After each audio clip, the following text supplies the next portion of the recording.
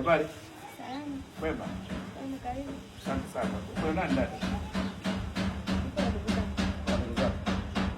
Wakike wa kiume? Wakike? Hebu waite wote. Ndani kufanya nini? Hebu waite wote. Fanya haraka. Wako na wake tu wameisha. Mcheni kwanza hapa nje. Kwema. Hebu simama. Ah. Kwema, karibu. Sikizeni niwaambie, sawa? Masuala ya mapenzi yaishie huko. Unaelewa?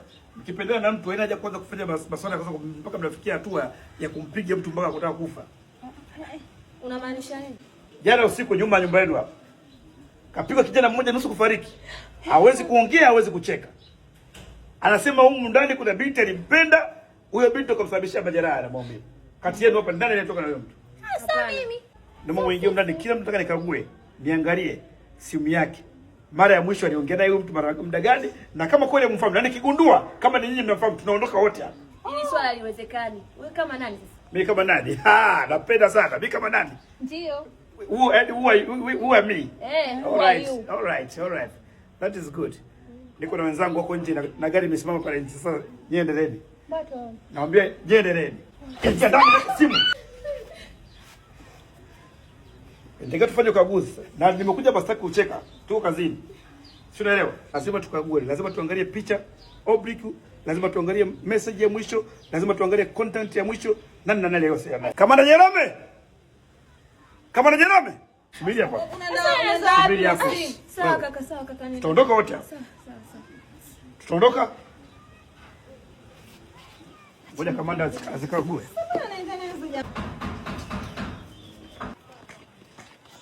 Hebu toka shikamoo ndivyo. Uko sawa? Hapo nje unaona mapolisi. Polisi? Maafande. Afande? Ndio, maafande mkuja hapa mtuambie kwamba sijui kuna ukaguzi. Hamna polisi yoyote pale nje. Hamna afande yoyote. Subiri kwanza. Huyo hajajua kukuelezea, sawa? Hapo nje umekutana na mapolisi. Acha masiala. Wewe basi acha masiala yako. Simu zile jamani. Asa polisi gani? Mimi siona polisi. Amekuja mbaba amevaa kofia hivi, amesema kama ni maafande, kuna mtu tukapigwa hapo nyuma hapo. Amevaa na kutaa hivi.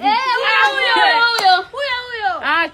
Shapigwa nyie, mshapigwa. Useme hivyo tumepigwa kivipi? Afande gani anakuwa vile na sio afande yule. Mpelelezi uko na vaa ovyo na bara furaha.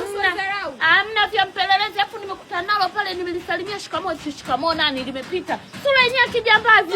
Mnamchelewesha, mnasema kuna kumwangalia. Mmepigwa. Ngoma keke.